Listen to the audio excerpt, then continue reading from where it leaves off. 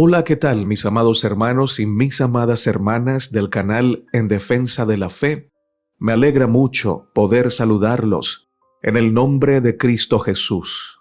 Darles la bienvenida a este video que contiene el comentario día por día de la lección número 9, titulada Jesús, el sacrificio perfecto. Vamos a orar para comenzar. Misericordioso Padre que estás en el cielo, santificado sea tu nombre. Gracias, Señor, por tu santa palabra. Gracias porque pones en nuestro corazón el querer y el hacer tu buena voluntad. Te suplicamos que nos guíes a toda la verdad y que nos des mentes y corazones humildes. En el nombre de Jesús. Amén, Señor. Texto clave. Hebreos 10:14. Porque con una sola ofrenda hizo perfectos para siempre a los santificados. Las mentes de los que vivían en los tiempos del Señor Jesucristo estaban prejuiciadas para pensar que el Mesías sería un rey conquistador, un hombre de guerra, alguien que sería levantado por Dios para destruir a los enemigos de Israel y de esta manera colocar a Israel como la nación más poderosa y exaltada de la tierra. Por sus mentes nunca pasó la idea de que el Mesías sería manso y humilde y que se requería de su parte un sacrificio en la cruz. A pesar de que el Antiguo Testamento tiene muchas evidencias acerca de que el Mesías vendría como cordero para ofrecer su vida y su sangre en favor de los pecadores, los estudiosos y maestros de aquel entonces decidieron fijarse en los pasajes que parecían mostrar al Mesías como un libertador de su pueblo a través de la guerra, de la espada. Esto llevó a que la mayoría despreciara a Jesús y a su ofrenda salvífica. No podían creer que el grandioso Mesías pudiera morir humillado en la peor de las muertes.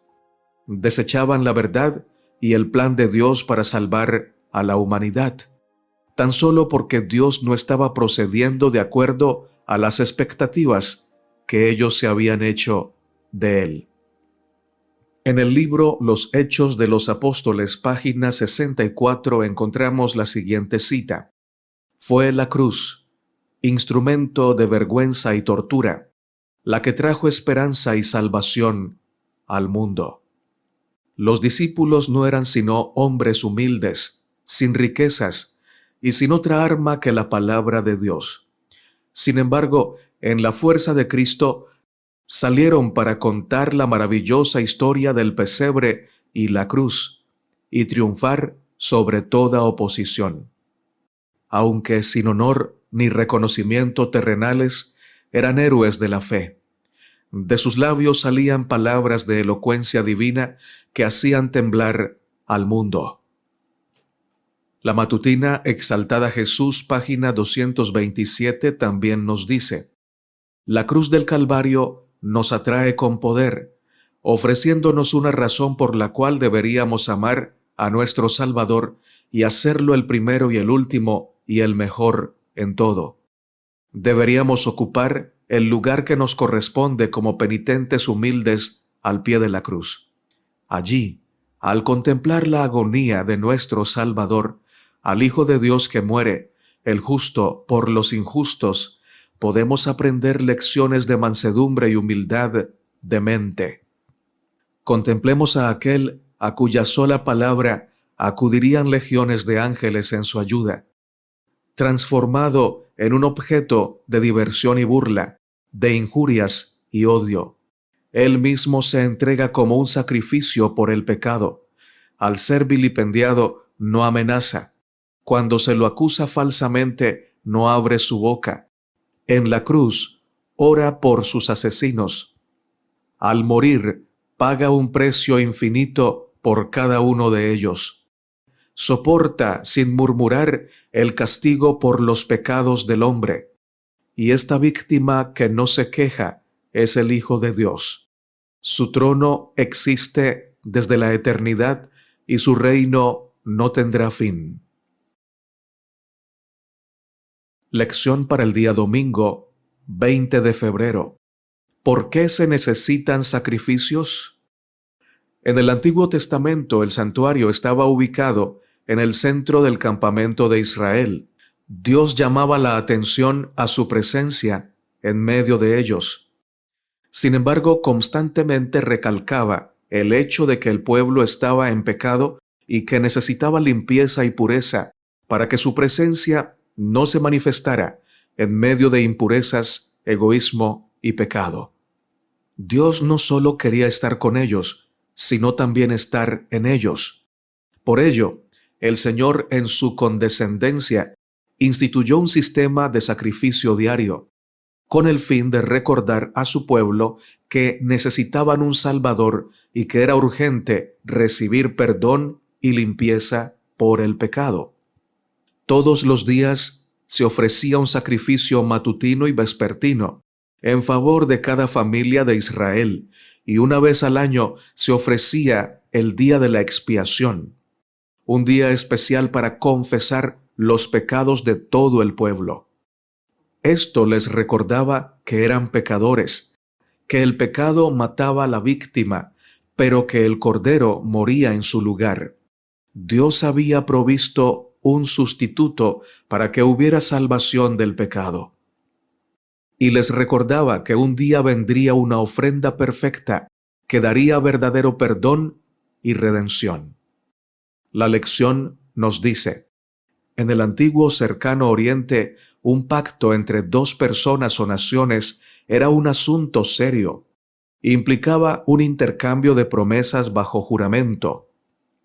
Entrañaba la suposición de que los dioses castigarían a quienes rompieran el juramento.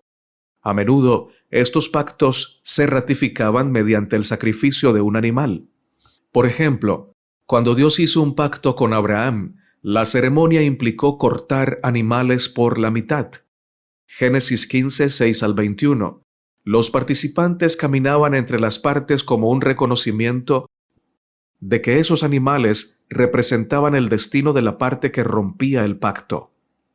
Es notable que solo Dios haya caminado entre los animales, con el propósito de comunicarle a Abraham que no rompería su promesa. Fin de la cita. Es como si Dios hubiera dicho: Abraham, no te pido que tú pases por en medio de los animales, porque sé que como hombre podrías romper la promesa o tu descendencia podría fallar, y en ese caso solamente yo pasaré, porque en caso de que ustedes rompan la promesa, yo seguiré siendo fiel y yo moriré en su lugar. Qué lindo es el Señor. Hebreos 9:15 dice: así que por eso es mediador de un nuevo pacto, para que interviniendo muerte por la remisión de las transgresiones que había bajo el primer pacto, los llamados reciban la promesa de la herencia eterna. Leamos Génesis 15, 6 al 21, con Jeremías 34, 8 al 22. ¿Qué enseñan estos pasajes sobre el pacto? Génesis 15, 6 al 21. Y creyó a Jehová, y le fue contado por justicia. Y le dijo: yo soy Jehová, que te saqué de Ur de los Caldeos, para darte a heredar esta tierra. Y él respondió: Señor Jehová, ¿en qué conoceré que la he de heredar? Y le dijo: tráeme una becerra de 3 años, y una cabra de 3 años, y un carnero de 3 años, una tórtola también, y un palomino. Y tomó él todo esto, y los partió por la mitad, y puso cada mitad una frente de la otra, mas no partió las aves. Y descendían aves de rapiña sobre los cuerpos muertos, y Abraham las ahuyentaba. Mas a la caída del sol sobrecogió el sueño a Abraham, y he aquí que el temor de una gran oscuridad cayó sobre él. Entonces Jehová dijo a Abraham: ten por cierto que tu descendencia morará en tierra ajena, y será esclava allí, y será oprimida 400 años. Mas también a la nación a la cual servirán juzgaré yo, y después de esto saldrán con gran riqueza. y tú vendrás a tus padres en paz, y serás sepultado en buena vejez. Y en la cuarta generación volverán acá, porque aún no ha llegado a su colmo la maldad del amorreo hasta aquí. Y sucedió que puesto el sol y ya oscurecido, se veía un horno humeando y una antorcha de fuego que pasaba por entre los animales divididos. En aquel día hizo Jehová un pacto con Abraham, diciendo: a tu descendencia daré esta tierra, desde el río de Egipto hasta el río grande, el río Éufrates, la tierra de los ceneos, los ceneseos, los cadmoneos, los heteos, los fereceos, los refaitas, los amorreos, los cananeos, los gergeseos y los jebuseos. Ahora leamos Jeremías 34, 8 al 22. Palabra de Jehová que vino a Jeremías después de que Sedequías hizo pacto con todo el pueblo en Jerusalén para promulgarles libertad. Que cada uno dejase libre a su siervo y a su sierva, hebreo y hebrea, que ninguno usase a los judíos, sus hermanos, como siervos. Y cuando oyeron todos los príncipes y todo el pueblo que había convenido en el pacto de dejar libre a cada uno a su siervo y cada uno a su sierva, que ninguno los usase más como siervos, obedecieron y los dejaron. Pero después se arrepintieron e hicieron volver a los siervos y a las siervas que habían dejado libres, y los sujetaron como siervos y siervas.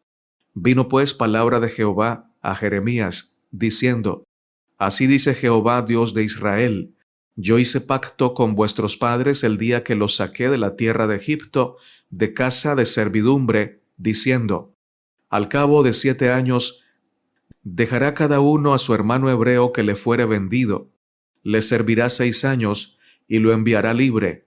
Pero vuestros padres no me oyeron, ni inclinaron su oído. Y vosotros os habéis hoy convertido y hecho lo recto delante de mis ojos, anunciando cada uno libertad a su prójimo, y habíais hecho pacto en mi presencia, en la casa en la cual es invocado mi nombre. Pero os habéis vuelto y profanado mi nombre, y habéis vuelto a tomar cada uno a su siervo y cada uno a su sierva, que habíais dejado libres a su voluntad, y los habéis sujetado para que os sean siervos y siervas. Por tanto, así ha dicho Jehová: vosotros no me habéis oído para promulgar cada uno libertad a su hermano, y cada uno a su compañero. He aquí que yo promulgo libertad, dice Jehová, a la espada y a la pestilencia y al hambre, y os pondré por afrenta ante todos los reinos de la tierra. Y entregaré a los hombres que traspasaron mi pacto, que no han llevado a efecto las palabras del pacto que celebraron en mi presencia, dividiendo en 2 partes el becerro y pasando por medio de ellas. A los príncipes de Judá y a los príncipes de Jerusalén, a los oficiales, a los sacerdotes y a todo el pueblo de la tierra que pasaron entre las partes del becerro, los entregaré en mano de sus enemigos y en mano de los que buscan su vida, y sus cuerpos muertos serán comida de las aves del cielo y de las bestias de la tierra. Y a Sedequías, rey de Judá, y a sus príncipes los entregaré en mano de sus enemigos y en manos de los que buscan su vida, y en mano del ejército del rey de Babilonia, que se ha ido de vosotros. He aquí mandaré yo, dice Jehová, y los haré volver a esta ciudad, y pelearán contra ella, y la tomarán, y la quemarán a fuego, y reduciré a soledad las ciudades de Judá, hasta no quedar morador. El pueblo había traspasado el pacto, habían hecho una promesa al Señor, incluso eran conscientes de las consecuencias de romper esa promesa. Sin embargo, el pueblo seguía como si nada, vivían en pecado y esperaban ser bendecidos. Oh, mi hermano y mi hermana, quien nos enseñe a vivir en pecado, basados en que Dios nos ama y que por eso podemos traspasar sus mandamientos, está enseñándonos mal. El amor de Dios es el que nos capacita para ser conscientes de nuestra responsabilidad delante de Él. El amor de Dios es el que nos da la salvación, De hecho, fue el amor de Dios el que proveyó un cordero para que nosotros pudiéramos encontrar expiación por el pecado. Porque así como los príncipes y así como todo el pueblo de Israel traspasó el pacto del Señor y se burlaron del Señor, nosotros en alguna ocasión lo hemos hecho. Hemos hecho promesas y no las hemos cumplido. Hemos conocido el amor de Dios y hemos vivido en contra de ese amor, en vez de vivir a la luz de la presencia de Dios, fortalecidos por el amor del Señor para obedecer sus mandamientos. Fortalecidos por el amor del Señor para obedecer su palabra santa. Oh, pero así como el pueblo de Israel, a pesar de que el Señor los sentenció, tuvo esperanza en el Cordero, en la misericordia, nosotros también tenemos esperanza en el Cordero y en la misericordia de Dios. Hemos traspasado el pacto, no merecemos la salvación, pero el Señor Jesucristo pagó nuestra deuda en la cruz del Calvario y ofrece en el cielo su sangre a nuestro favor para que obtengamos perdón y redención. Por eso vayamos al santuario celestial, por el camino ancho que el Señor nos abrió con su sacrificio y con su sangre, y caigamos rendidos a los pies del Padre Celestial, pidiendo perdón por nuestro pecado, recibiendo perdón, restauración y santidad, para que podamos vivir en la luz del amor de Dios. Por eso se necesitaba un sacrificio, porque merecemos la muerte, porque hemos falseado el derecho y porque hemos quebrantado el pacto. Pero Cristo murió en nuestro lugar. Dice el libro Testimonios para la Iglesia, tomo 4, página 388 y 389. El pacto con Abraham también mantuvo la autoridad de la ley de Dios. Aunque este pacto fue hecho con Adán, y más tarde se le renovó a Abraham, no pudo ratificarse sino hasta la muerte de Cristo. Existió en virtud de la promesa de Dios desde que se indicó por primera vez la posibilidad de redención. Fue aceptado por fe. No obstante, cuando Cristo lo ratificó, fue llamado el pacto nuevo. La ley de Dios fue la base de este pacto, que era sencillamente un arreglo para restituir al hombre a la armonía con la voluntad divina, colocándolo en situación de poder obedecer la ley de Dios. Cristo es nuestro mediador y sumo sacerdote en presencia del Padre. Se reveló a Juan como el Cordero inmolado, como si hubiera estado en el mismo acto de derramar su sangre en favor del pecador. Cuando al oyente se le presenta la ley de Dios, mostrándole la profundidad de sus pecados, debe señalársele el Cordero de Dios que quita el pecado del mundo. Debe enseñársele el arrepentimiento para con el Padre y la fe para con nuestro Señor Jesucristo. Así estará la labor del representante de Jesús en armonía con la obra que nuestro Salvador realiza en el santuario celestial. Lunes 21 de febrero. Diversos tipos de sacrificios. El autor de la lección escribe un párrafo muy revelador. Dice: la muerte de Jesús posibilitó el perdón o remisión de nuestros pecados. Sin embargo, la remisión de nuestros pecados implica mucho más que la cancelación del castigo por nuestra transgresión del pacto. Implica otros elementos de igual importancia. Por tal motivo, el sistema de sacrificios israelita tenía 5 tipos diferentes de sacrificios. Cada uno era necesario para expresar la riqueza del significado de la cruz de Cristo. Fin de la cita. Ahora, todos los sacrificios y ofrendas apuntaban a Cristo como el cumplimiento perfecto. Sin embargo, tenían también una aplicación práctica en la vida del pueblo. Por ejemplo, las ofrendas de cereales eran una ofrenda de gratitud a Dios por el sustento que le daba a su pueblo. Pero con ella no solo se le agradecía el pan material, sino también el pan que un día descendería del cielo, el maná celestial, Cristo Jesús. Por otro lado, el holocausto era una ofrenda en la que la víctima debía ser completamente consumida en el altar. De hecho, eso significa la palabra holocausto, ofrenda del todo quemada. Esta ofrenda simboliza a Cristo y su entrega total para darnos salvación, pero también se nos invita en Cristo a ser consumidos plenamente, a abandonar nuestra vida en el altar del Padre Celestial, para que sea consumido nuestro pecado, nuestro egoísmo, nuestra maldad. Sobre la ofrenda de paz, permítanme compartirles varios pasajes bíblicos. Isaías 53:5. Mas él herido fue por nuestras rebeliones, molido por nuestros pecados. El castigo de nuestra paz fue sobre él, y por su llaga fuimos nosotros curados. Romanos 5:1. Justificados pues por la fe, tenemos paz para con Dios, por medio de nuestro Señor Jesucristo. Efesios 2:14. Porque Él es nuestra paz, que de ambos pueblos hizo uno, derribando la pared intermedia de separación.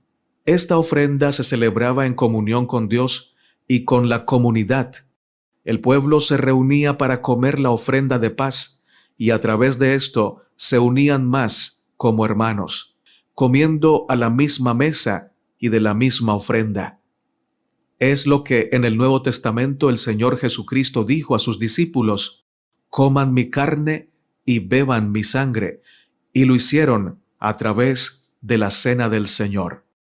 Es la gracia de Cristo la que nos une a Él y la que nos llama a estar unidos los unos con los otros. Un día, por la gracia del Señor, nos reuniremos todos en la mesa del Rey para participar de un alimento santo, porque Cristo Jesús nos reconcilió a todos por su gran amor y sacrificio. Aleluya. Gloria a Dios.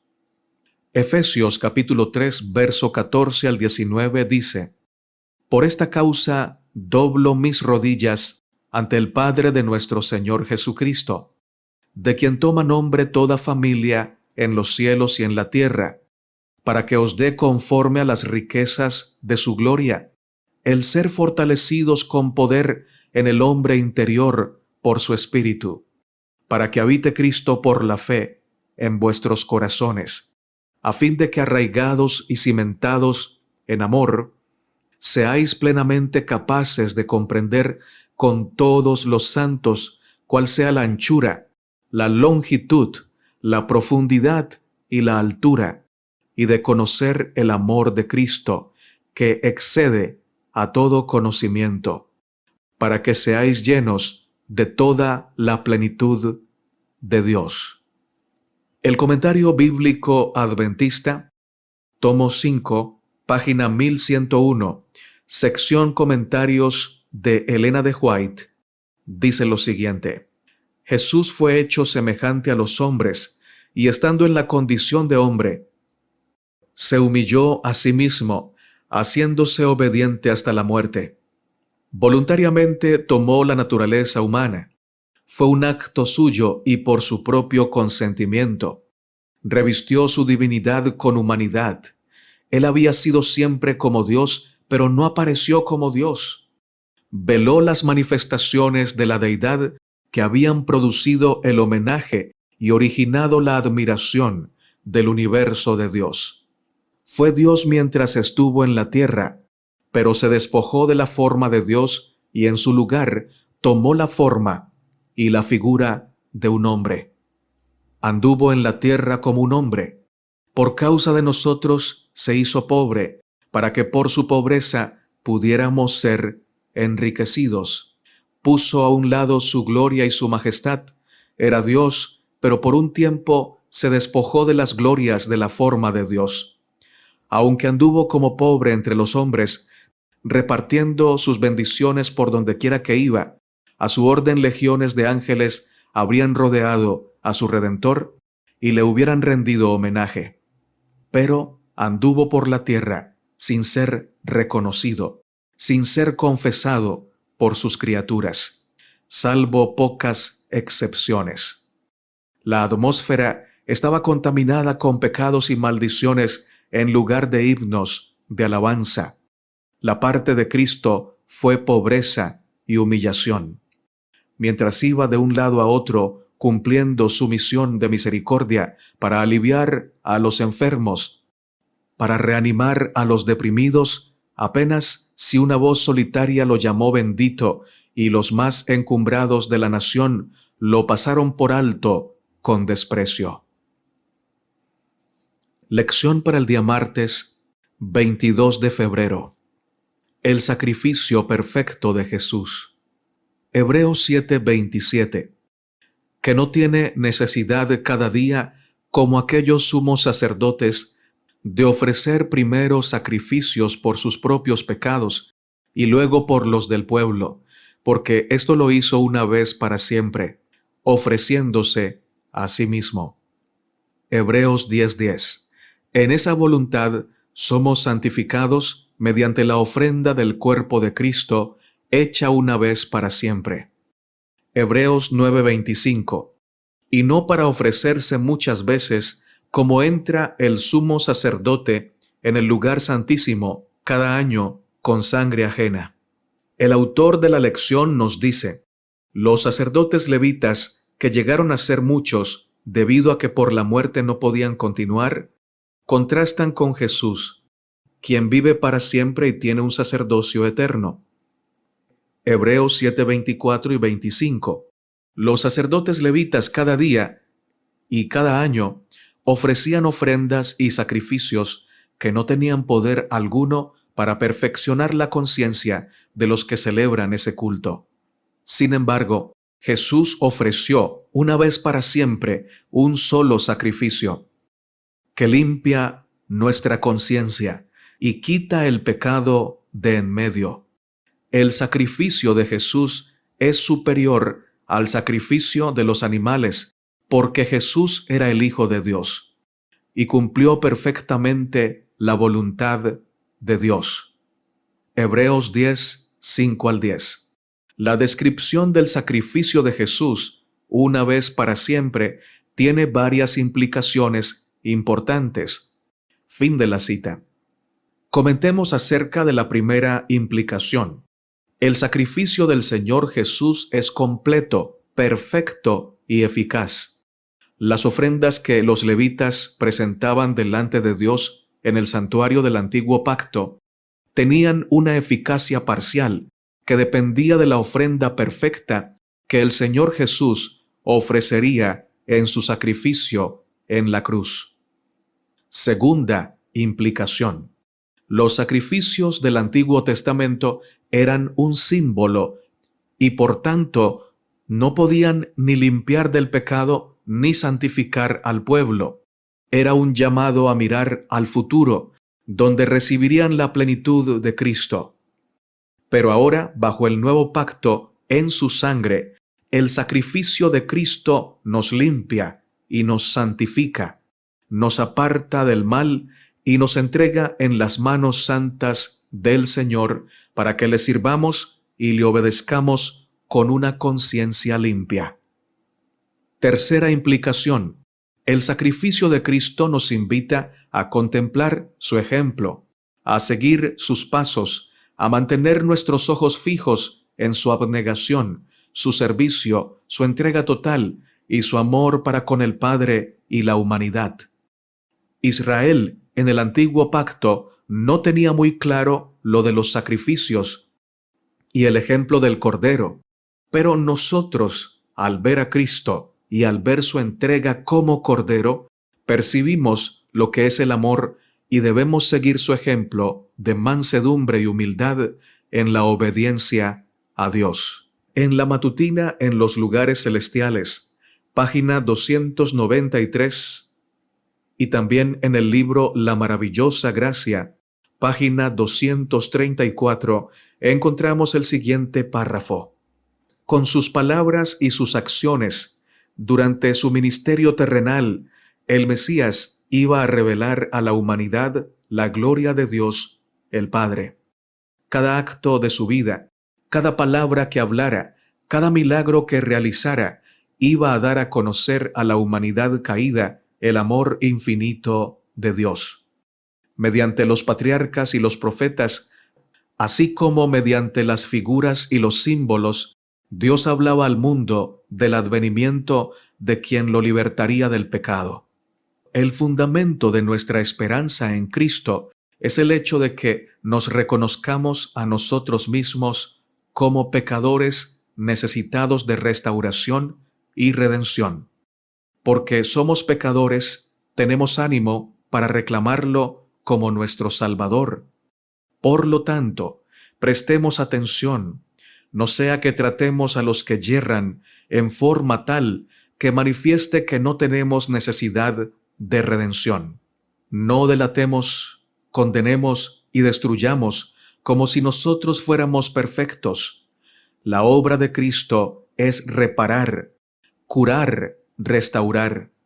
Dios es amor en sí mismo, en su misma esencia.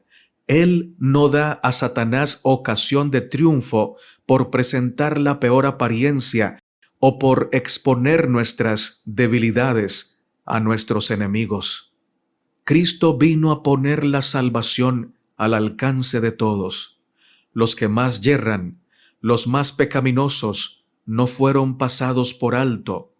Sus labores estaban especialmente dedicadas a aquellos que más necesitaban la salvación que Él había venido a ofrecer. Cuanto mayores eran sus necesidades de reforma, más profundo era el interés de Él, mayor su simpatía y más fervientes sus labores. Su gran corazón, lleno de amor, se conmovió hasta sus profundidades en favor de aquellos cuya condición era más desesperada, de aquellos que más necesitaban su gracia transformadora. Miércoles 23 de febrero. La cruz y el costo del perdón. Hebreos 9, 22 al 28 dice: Y casi todo es purificado según la ley con sangre, y sin derramamiento de sangre no se hace remisión. Fue pues necesario que las figuras de las cosas celestiales fuesen purificadas así, pero las cosas celestiales mismas con mejores sacrificios que estos. Porque no entró Cristo en el santuario hecho de mano, figura del verdadero, sino en el cielo mismo, para presentarse ahora por nosotros ante Dios, y no para ofrecerse muchas veces, como entra el sumo sacerdote en el lugar santísimo cada año con sangre ajena. De otra manera, le hubiera sido necesario padecer muchas veces desde el principio del mundo.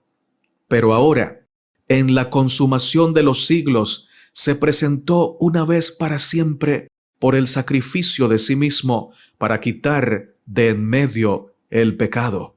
Y de la manera que está establecido para los hombres que mueran una sola vez, y después de esto el juicio, así también Cristo fue ofrecido una sola vez para llevar los pecados de muchos, y aparecerá por segunda vez sin relación con el pecado, para salvar a los que le esperan.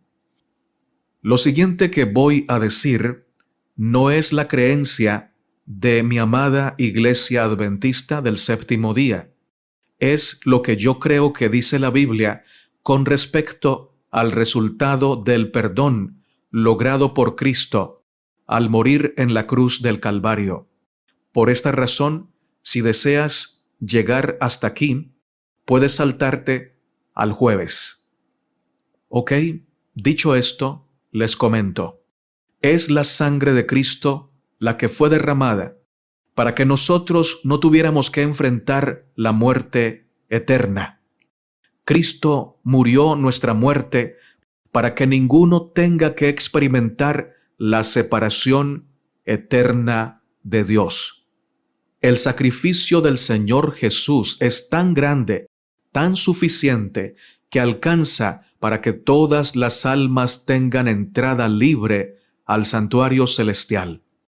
La paga del pecado afirma que todos los que hemos pecado tenemos que morir, somos culpables, y no se refiere a la primera muerte, se refiere a la muerte eterna. Pero Cristo hizo un sacrificio perfecto, infinito y eficaz. La muerte no debió tocarlo porque Él era inocente, porque Él no pecó. Sin embargo, Él tomó nuestro lugar, cargó nuestra cruz, dio su vida y ahora nos hizo libres.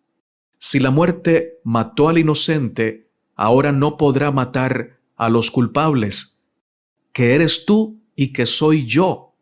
Todos somos culpables, todos hemos pecado, pero Él nos ha atraído por su amor y por su amor nos ha guiado al arrepentimiento.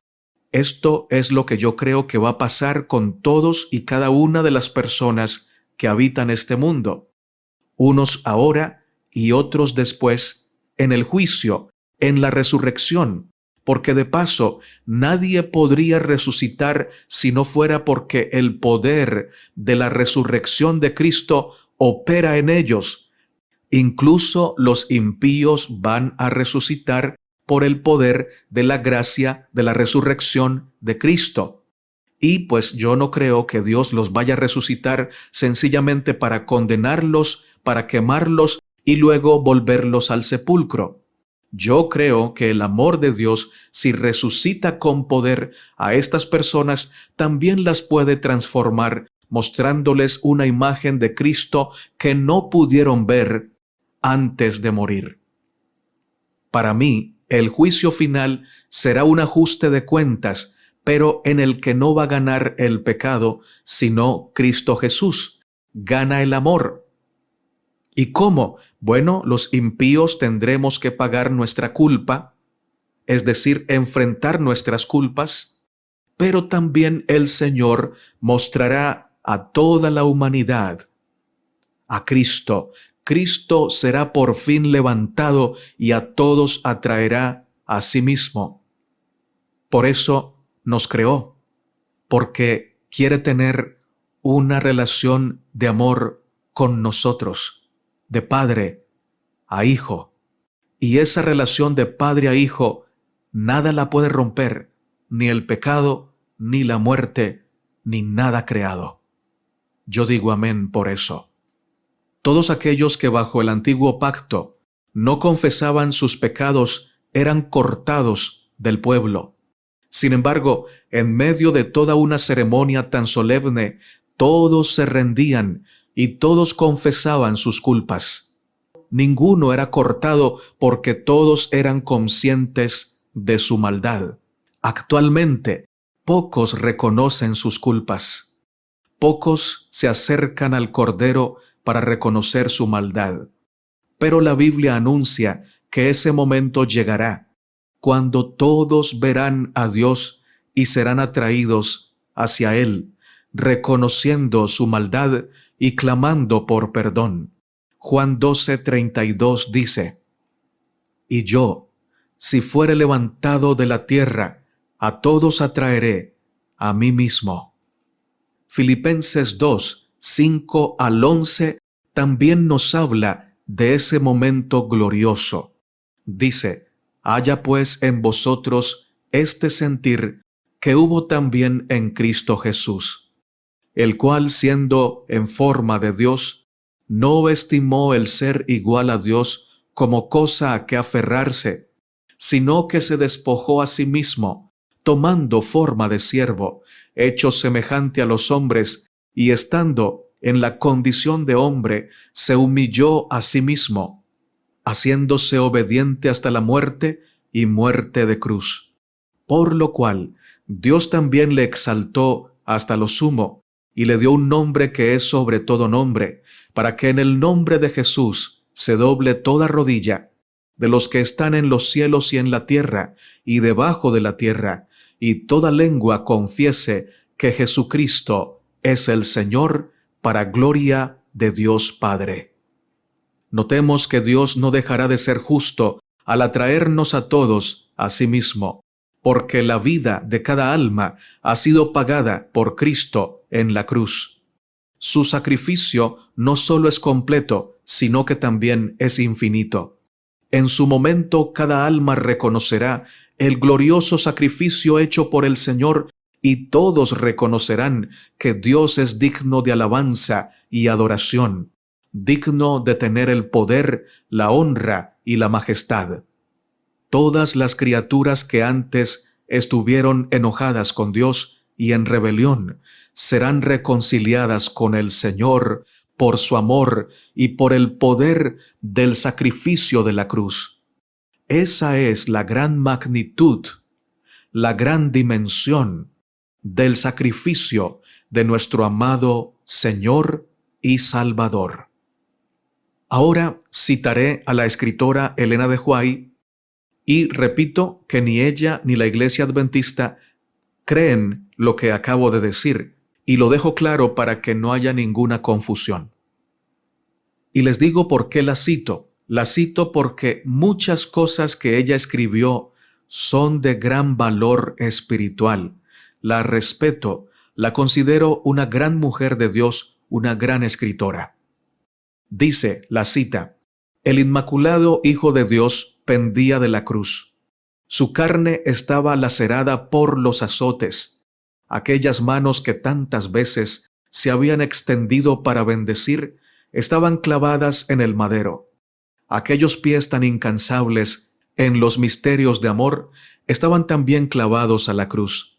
Esa cabeza real estaba herida por la corona de espinas. Aquellos labios temblorosos formulaban clamores de dolor.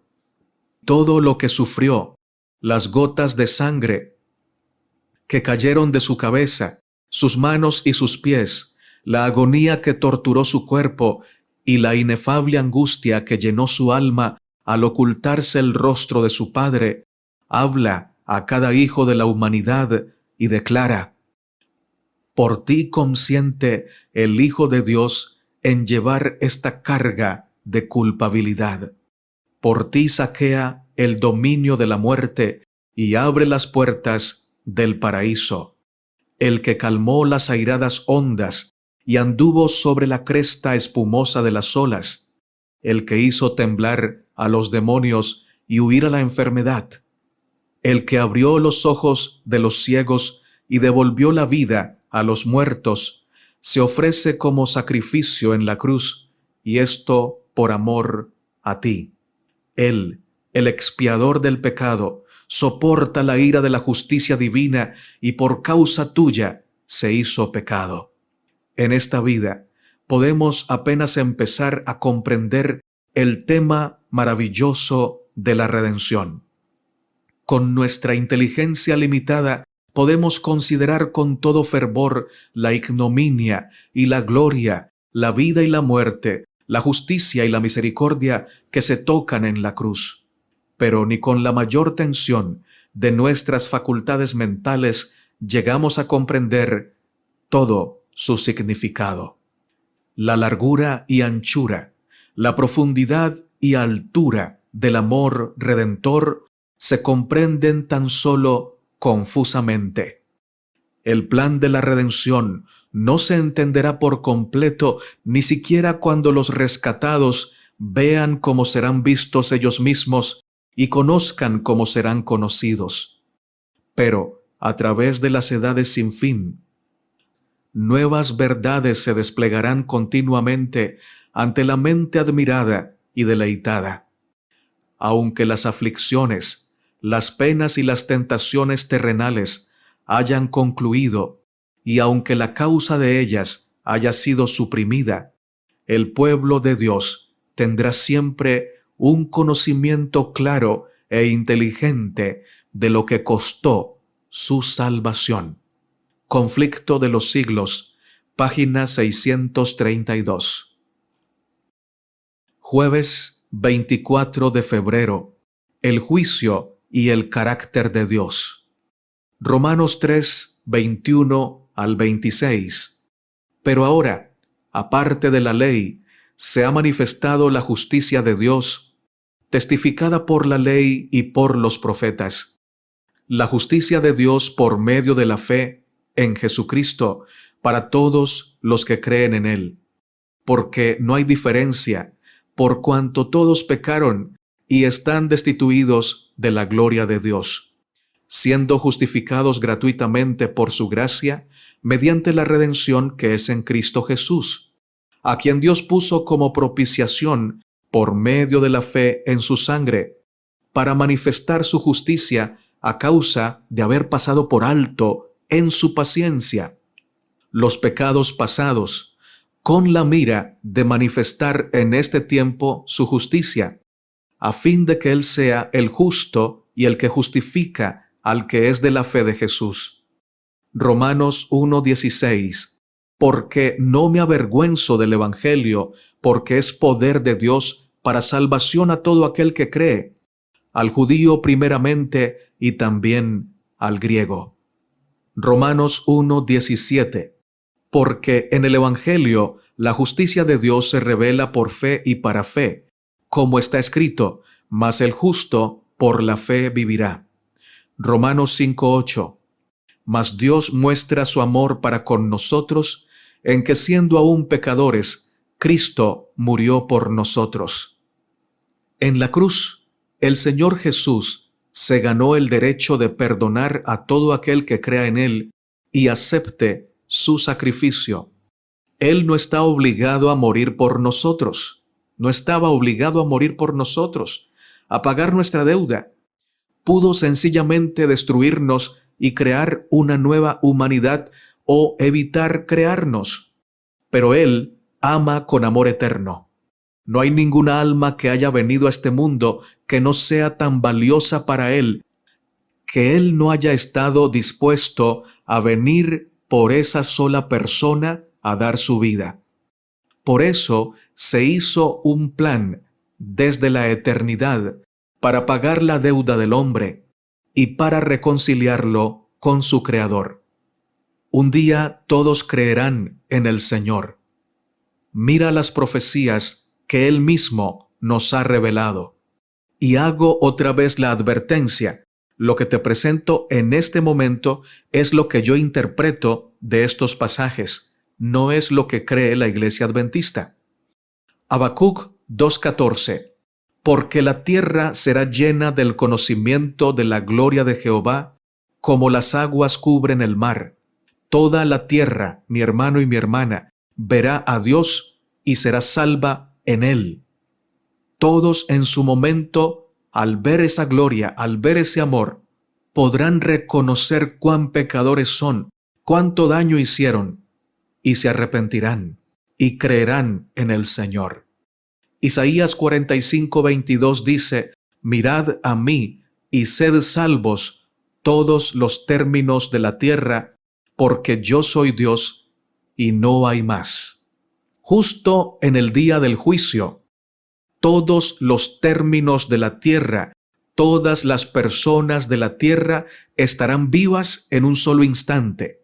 Será un momento único en la historia, donde todos estaremos vivos. Los muertos impíos resucitarán. Los santos con vida pues estarán vivos con el Señor. Y los impíos todos en la tierra recibiendo un juicio. ¿Y a quién estarán mirando? Pues al Señor. Y el Señor dice en Isaías 45:22 que todos los términos de la tierra pueden mirarlo para encontrar salvación. Y esto, según lo que yo creo y lo que interpreto en la Biblia, no tiene fecha de caducidad. El Señor no dijo, miren a mí y sean salvos, y solamente vale hasta que mueran. Después que resuciten ya no valdrá. No, esta garantía, este amor, esta misericordia está siempre vigente, y en el juicio todos estarán mirando al juez, que también es Padre eterno, y un Padre jamás pierde a sus hijos. Sofonías 3:9. En aquel tiempo devolveré yo a los pueblos pureza de labios, para que todos invoquen el nombre de Jehová, para que les sirvan de común consentimiento. Este pasaje parece decir que todas las personas serán purificadas por el Señor y de común consentimiento, sin ser obligadas, tomarán la decisión de alabarlo, de invocar su nombre, de creer en Él, de doblar su rodilla y reconocer que Él es bueno, que sus caminos son justicia y que sus juicios son justos. La Iglesia Adventista interpreta todos estos pasajes aplicándolo solamente a las personas justas que se arrepintieron a tiempo, es decir, antes de su muerte. Todo mi respeto para la interpretación de mi amada Iglesia Adventista. Ahora, mis hermanos, Dios hará juicio. Habrán justificados y habrán condenados. De eso no cabe duda. Pero ninguno de los condenados será torturado eternamente porque Dios no es torturador. Los hombres somos malos y torturadores, pero Dios es amor y justicia. Alguien podrá decir, pero es que el que los tortura no es Dios, sino el pecado. Y yo le digo a esa persona, pero el pecado no puede tener la última palabra, porque el pecado no es más grande que la gracia de Dios, y Dios no se quedaría cruzado de brazos dejando que el pecado torturara eternamente a alguna criatura. Ahora, creo también que ninguno de los condenados será aniquilado, porque Dios no es aniquilador. Dios no da la vida para quitarla. Lo único que será aniquilado es aquello que es extraño a la creación de Dios, es decir, el pecado. David, por ejemplo, fue un asesino, un mentiroso, un adúltero y un conspirador. Y escuchen esto, duró 1 año sin arrepentimiento y se arrepintió cuando fue descubierto por el profeta. Pero el mismo profeta le dijo, no morirás. Dios ha remitido tu pecado. Y luego el Señor habla de David como habla de su hijo Jesús, diciendo que David había sido siempre obediente y que anduvo en sus caminos, lo que demuestra que Dios perdonó a David e hizo borrón y cuenta nueva, aunque David se arrepintió cuando fue descubierto. Si no hubiera sido descubierto, hubiera siempre guardado su pecado y su secreto. Mira lo que dice Primero de Reyes 3:14. Aquí habla Dios a Salomón. Y si anduvierais en mis caminos guardando mis estatutos y mis mandamientos, como anduvo David tu padre, yo alargaré tus días. Esto que Dios hizo con David, lo hará con todos. A todos nos llega el momento preciso para reconocer nuestro pecado, porque a todos nos llegará el momento de ver la gloria de Dios. Y nota, David se arrepintió en el juicio. Natán actuó no solo como profeta, sino también como juez, y en el juicio David se arrepintió. Y Dios no dijo, no te voy a perdonar porque te arrepientes cuando fuiste descubierto, sino que lo perdonó. Así de sencillo, así es el amor de Dios. Pero nota también que aunque David fue perdonado, tuvo que vivir un infierno. De allí en adelante, las consecuencias de su pecado lo alcanzaron siempre. Y aunque perdonado, fue un rey y respetado por sus hijos y respetado por muchos de su pueblo. Ya no tenía la autoridad moral para reprender a nadie y tuvo un corazón apesadumbrado a causa de los pecados de sus hijos. Tuvo que vivir un fuego purificador que le recordaba su pecado, pero también le recordaba que Dios lo amaba y que Dios lo había perdonado. Repito esta parte, a todos nos llega el momento preciso para reconocer nuestro pecado, porque a todos nos llegará el momento de ver la gloria de Dios. Muchos han muerto sin siquiera escuchar hablar de Cristo. Dios les dará la oportunidad. Otros han muerto habiendo escuchado hablar de un evangelio tergiversado, un evangelio de no hagas, no toques, no comas, prohibiciones y más prohibiciones, y nada del amor de Dios. Dios les dará la oportunidad de ver su gloria, para que puedan arrepentirse. Oh, mis hermanos, qué lindo es el Señor. Bienaventurados aquellos que hoy mismo reconocen el amor de Dios y ante Él se rinden para encontrar perdón y gracia, y para amar la justicia y hacer misericordia. Si algo debe inspirarnos el amor de Dios, es gratitud, lealtad, fidelidad y obediencia. Jamás deseos de libertinaje y de vivir en pecado. Dice el libro Testimonios para los Ministros, página 245 y 246. En esto consiste el amor, no en que nosotros hayamos amado a Dios, sino en que Él nos amó a nosotros primero, y envió a su Hijo en propiciación por nuestros pecados. Aquí hay una declaración que define el propósito del Señor hacia un pueblo corrompido e idólatra. ¿Cómo podré abandonarte, oh Efraín? Te entregaré yo, Israel. ¿Cómo podré hacerte como Adma o ponerte como Seboín? Mi corazón se conmueve dentro de mí, se inflama toda mi compasión.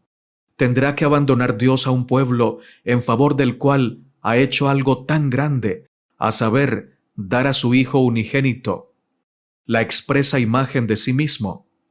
Dios permite que su Hijo sea entregado por nuestras ofensas. Él mismo asume los atributos del juez frente al portador del pecado, despojándose de las amorosas características de un padre. De este modo, el amor se manifiesta en la forma más maravillosa a una raza rebelde. ¡Qué espectáculo para los ángeles! ¡Qué esperanza para el hombre! Ya que siendo aún pecadores, Cristo murió por nosotros. El justo sufrió por los injustos. Llevó nuestros pecados en su propio cuerpo sobre el madero. El que no escatimó ni a su propio Hijo, sino que lo entregó por todos nosotros, ¿cómo no nos dará también con Él todas las cosas? Testimonios para los Ministros, página 245 y 246. La matutina Nuestra elevada vocación, página 178, dice: necesitamos tener una visión más elevada y más clara del carácter de Cristo. No debemos pensar en Dios únicamente como un juez y olvidarlo como un padre amante. Ninguna cosa puede causar mayor daño a nuestras almas que esto, porque toda nuestra vida espiritual está modelada de acuerdo con nuestras concepciones del carácter de Dios. Tenemos lecciones que aprender del amor de Jesús. Sed pues imitadores de Dios como hijos amados, y andad en amor, como también Cristo nos amó y se entregó a sí mismo por nosotros. Ofrenda y sacrificio a Dios en olor suave. Efesios 5:2. Esta es la altura del amor que se requiere que alcancemos, y la textura de este amor no está manchada con el egoísmo.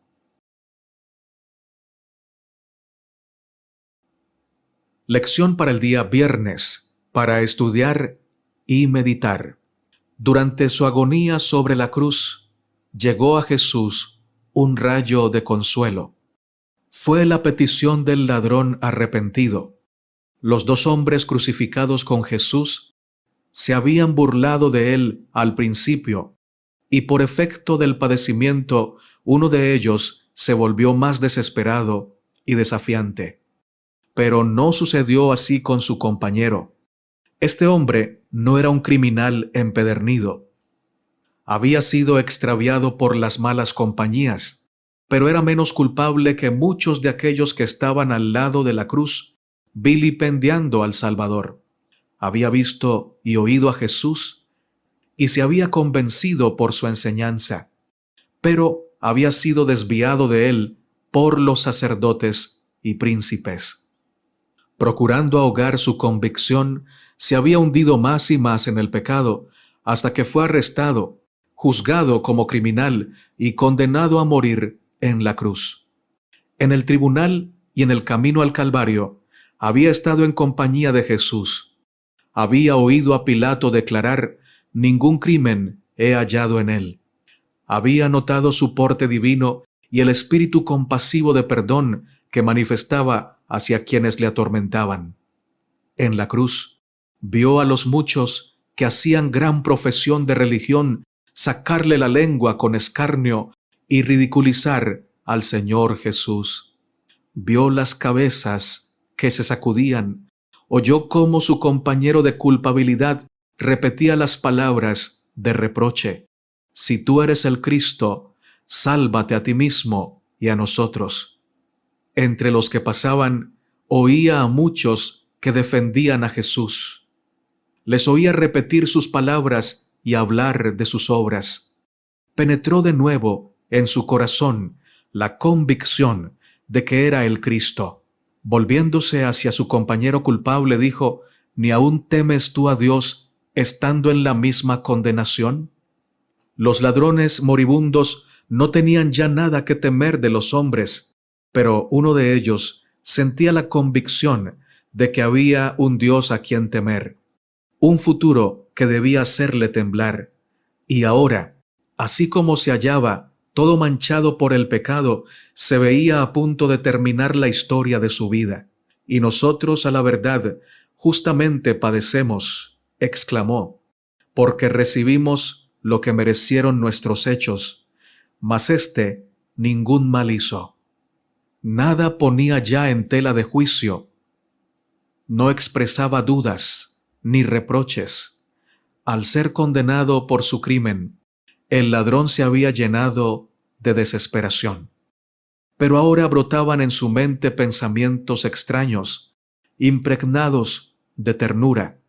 Recordaba todo lo que había oído decir acerca de Jesús, cómo había sanado a los enfermos y perdonado el pecado. Había oído las palabras de los que creían en Jesús y le seguían llorando. Había visto y leído el título puesto sobre la cabeza del Salvador. Había oído a los transeúntes repetirlo, algunos con labios temblorosos y afligidos, otros con escarnio y burla. El Espíritu Santo iluminó su mente y poco a poco se fue eslabonando la cadena de la evidencia. En Jesús, magullado, escarnecido y colgado de la cruz, vio al Cordero de Dios que quita el pecado del mundo. La esperanza se mezcló con la angustia en su voz, mientras que su alma desamparada se aferraba de un Salvador moribundo. «Señor, acuérdate de mí», exclamó, «cuando vinieres en tu reino». Prestamente llegó la respuesta. El tono era suave y melodioso, y las palabras llenas de amor, compasión y poder. «De cierto te digo hoy, estarás conmigo en el paraíso». Durante largas horas de agonía, el vilipendio y el escarnio habían herido los oídos de Jesús. Mientras pendía de la cruz, subía a él el ruido de las burlas y las maldiciones. Con corazón anhelante había escuchado para oír alguna expresión de fe de parte de sus discípulos. Había oído solemnemente las tristes palabras: «Esperábamos que Él era el que había de redimir a Israel». Cuánto agradecimiento sintió entonces el Salvador por la expresión de fe y amor que oyó del ladrón moribundo. Mientras los dirigentes judíos le negaban y hasta sus discípulos dudaban de su divinidad, el pobre ladrón, en el umbral de la eternidad, llamó a Jesús Señor. Muchos estaban dispuestos a llamarle Señor cuando realizaba milagros y después que hubo resucitado de la tumba. Pero mientras pendía moribundo de la cruz, nadie le reconoció, sino el ladrón arrepentido que se salvó a la 11ª hora. Los que estaban cerca de allí oyeron las palabras del ladrón cuando llamaba a Jesús Señor. El tono del hombre arrepentido llamó su atención.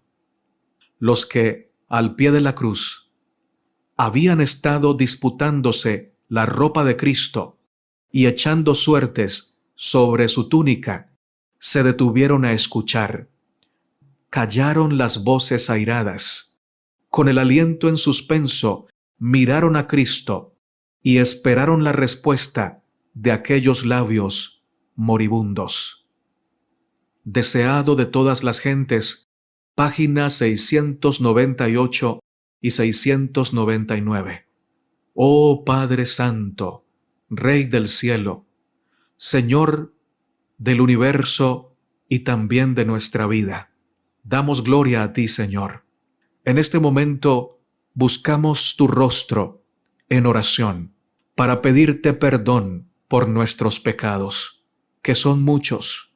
Perdón, Señor, por nuestra arrogancia, perdón por nuestro egoísmo, perdón por nuestro rencor, por nuestra indiferencia, por nuestra frialdad o tibieza.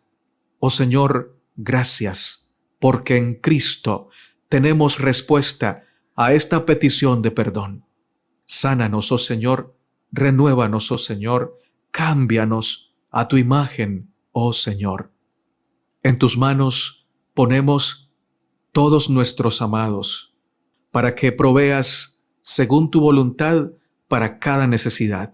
Oro por cada petición de mis hermanos y mis hermanas que tienen en su mente y en su corazón, para que según tu divina voluntad se haga en sus vidas y puedan contemplar tu gloria, puedan contemplar tu amor en cada respuesta. Esta oración está completamente asegurada porque ha sido hecha no en los méritos de mis hermanos o mis hermanas, ni mis méritos, ya que no los tenemos, sino en los méritos de Cristo Jesús. En su nombre oramos. Amén, Señor.